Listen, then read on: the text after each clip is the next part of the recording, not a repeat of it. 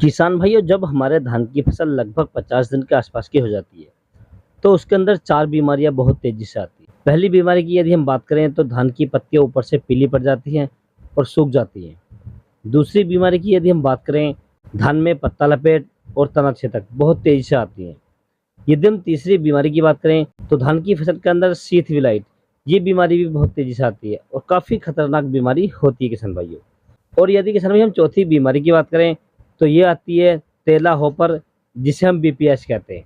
ये काफ़ी खतरनाक बीमारियां होती है किसान भाइयों धान की फसल के लिए। यदि किसान भाइयों हम इन बीमारियों का समय से ध्यान कर लेते हैं तो हम अपने धान की फसल में बहुत बड़े नुकसान से बच जाते हैं। तो किसान भाइयों, इस वीडियो के माध्यम से मैं आपको इन बीमारियों के लक्षण, ये बीमारियां कब आती हैं और इन बीमारियों को कंट्रोल करने के लिए हमें कौन-कौन सी दवाइयों का इस्तेमाल करना चाहिए, पूरी जानकारी दूँगा आपको। तो आप वीडियो को पूरा देखें, अंत तक देखें ताकि आपको सही जानकारी प्राप्त हो सके। और जो किसान भाई चैनल पर पहली बार आए या वीडियो को पहली बार देख रहे हैं, उनसे छोटी-सी रिक्वेस्ट है कि वीडियो को लाइक करें, चैनल को सब्सक्राइब कर लें और पास वाली घंटी को भी दबा दें, ताकि हमारे आने वाले ऐसे ही नए वीडियो का नोटिफिकेशन आपको सबसे पहले प्राप्त होते रहें। किसान भाइयों, मैंने जो आपको धान की फसल में 4 बीमारियाँ बताई हैं, इनमें से कोई सी बीमारी कभी भी आ सकती है। आप ये ना सोचें कि पहले ये बीमारी आएगी उसके बाद ये आएगी, कभी भी आ सकती है, कोई सी भी आ सकती है। तो पहली बीमारी की इस समय हम बात कर लेते हैं। जो हमारे धान की फसल होती है उसकी जो पत्तियाँ ऊपर से पीली पड़ जाती हैं और सूख जाती हैं, जिससे हमारी फसल में हमें लगता है कि नाइट्रोजन की कमी है या यूरिया की कमी है, और यदि हम यूरिया इसके अंदर डाल देते हैं तो और ज़्यादा पीली हो जाती है। तो इसके लिए किसान भाई आपको जो ट्रीटमेंट करना है, जो दवाइयाँ लेकर आनी है, तो आपको 100 ग्राम प्रति एकड़ के हिसाब से लेकर आनी है चिलीटेड वाली जिंक। इसके साथ आपको दूसरा लेना है किसान भाइयों 100 ग्राम प्रति एकड़ के हिसाब से चिलेटेड वाला फेरस सल्फेट। और तीसरा इसमें आपको ऐड करना है 1 किलोग्राम यूरिया। इन तीनों को आप अच्छे से घोल लें, इनका मिक्सचर बना लें, घोल बना लें, और लगभग 150 से 200 लीटर पानी में आप अपनी फसल में लगभग दोपहर के बाद स्प्रे कर दें किसान भाइयों। स्प्रे जब भी करें किसान भाइयों, आप मौसम साफ होना चाहिए और आपके खेत में पर्याप्त नमी होनी चाहिए। इस स्प्रे को करने के बाद किसान भाइयों लगभग 36 घंटे के अंदर अंदर आप अपने खेत की सिंचाई जरूर कर दें। यदि आपकी फसल में यह बीमारी होगी तो लगभग 24 घंटे के अंदर अंदर कंट्रोल हो जाएगी और आपकी फसल एकदम स्वस्थ हो जाएगी किसान भाइयों। यदि किसान भाई हम दूसरी बीमारी की बात करें तो दूसरी बीमारी हमारे धान की फसल के अंदर आती है तना छेदक, पत्ता लपेट या सुंडी। ये तीनों एक ही बीमारी हैं और एक ही दवा से कंट्रोल हो जाती है किसान भाइयों, परंतु इनके आने का तरीका अलग अलग है। यदि किसान भाई आपके खेत में ये बीमारी दिखाई दे, आपको पत्ता लपेट दिखाई दे, तना छेदक दिखाई दे, ये आपको अपने खेत में जो तितली होती हैं, ये तितली दिखाई दे, तो आपको अपनी धान की फसल में तुरंत स्प्रे कर देना चाहिए किसान भाइयों। स्प्रे के लिए आपको किसान भाइयों जो सबसे अच्छी दवाई मार्केट के अंदर आ रही है आजकल और जिनका सबसे अधिक मात्रा में प्रयोग किया जा रहा है, तो आपको किसान भाई मार्केट से लेकर आना है कार्टव हाइड्रोक्लोराइड एसपी 50% वाला। ये किसान भाई आपको लगभग 250 ग्राम प्रति एकड़ के हिसाब से लेना है और लगभग 250 लीटर पानी में आपको इसका स्प्रे करना है किसान भाइयों। पानी 250 लीटर से कम नहीं होना चाहिए।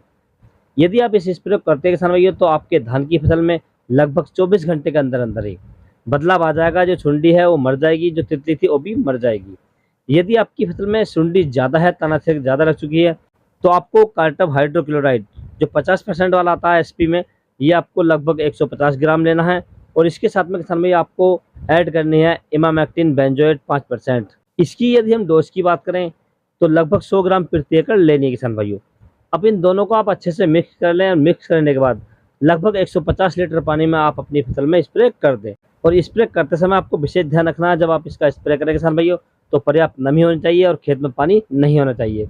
और स्प्रे करने के 24 घंटे बाद किसान भाइयों आपको अपने धान की फसल में सिंचाई कर देनी है या पानी चला देना है किसान भाइयों। आप देखेंगे कि आपकी जो धान की फसल है लगभग 4 से 5 दिन के अंदर अंदर ही जो तना छेदक थी, सुंडी थी, या आपकी फसल में पत्ता लपेट थी, ये सभी आसानी से कंट्रोल हो जाएंगे किसान भाइयों। तो किसान भाई आप इस रोग को इस प्रकार से कंट्रोल कर सकते हैं। अब किसान भाई हम बात कर लेते हैं तीसरी बीमारी के बारे में, जो शीत विलाइट के नाम से आती है। किसान भाई इसमें जो धान की फसल होती है उसकी जो जड़ें होती हैं, जो पत्तियां होती हैं, उसमें भूरे रंग के धब्बे पड़ जाते हैं, काले धब्बे बन जाते हैं और धान के पौधे गल जाते हैं और गिर जाते हैं। और कभी कभी ये बीमारी बहुत तेजी से फैलती है, जिसके कारण हमारी धान की फसल में पूरी तरीके से फैल जाती है। ये बीमारी किसान भाइयों धान की जो फसल होती है ये मेंढे पे से लगती है। जो फसल का बाहरी हिस्सा होता है सबसे पहले वहां से लगती है, क्योंकि फसल थोड़ी बड़ी हो जाती है और फसल को हवा नहीं लगती है, जिसके कारण ये बीमारी बहुत तेजी से आती है। तो किसान भाई इसके कंट्रोल करने के लिए आपको एक फंगिसाइड की आवश्यकता पड़ेगी, और आपको जो फंगिसाइड लेना है वो बहुत ही अच्छा लेना है। जैसे आप प्रोपिकोनाजोल ले सकते हैं किसान भाइयों 250 ml प्रति एकड़ के हिसाब से, या इसके स्थान पर आप दूसरा साफ ले सकते हैं लगभग 400 से 500 ग्राम प्रति एकड़ के हिसाब से किसान भाइयों।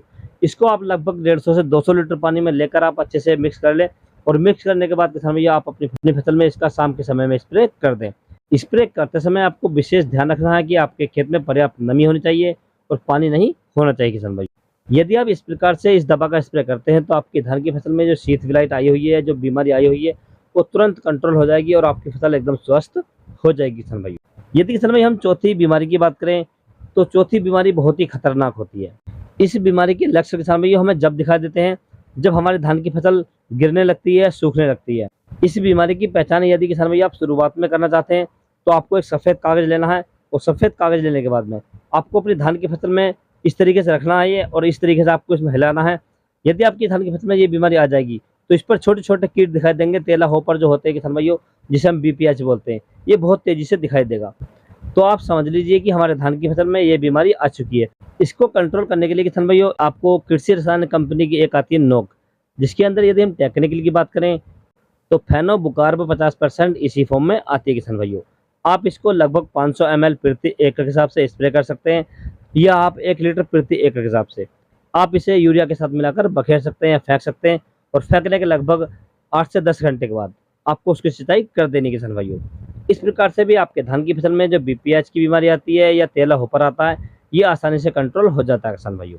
यदि किसान भाइयों आप अपने धान की फसल में 50 दिन के बाद इस प्रकार से देखभाल करते हैं और इन बीमारियों को कंट्रोल कर लेते हैं, तो आप अपने धान की फसल से शानदार और बढ़िया उत्पादन ले सकते हैं किसान भाइयों। यदि किसान भाइयों आपको किसी अन्य फसल के बारे में कोई जानकारी चाहिए तो आप मुझे कमेंट्स कर सकते हैं या व्हाट्सएप पर मैसेज कर सकते हैं।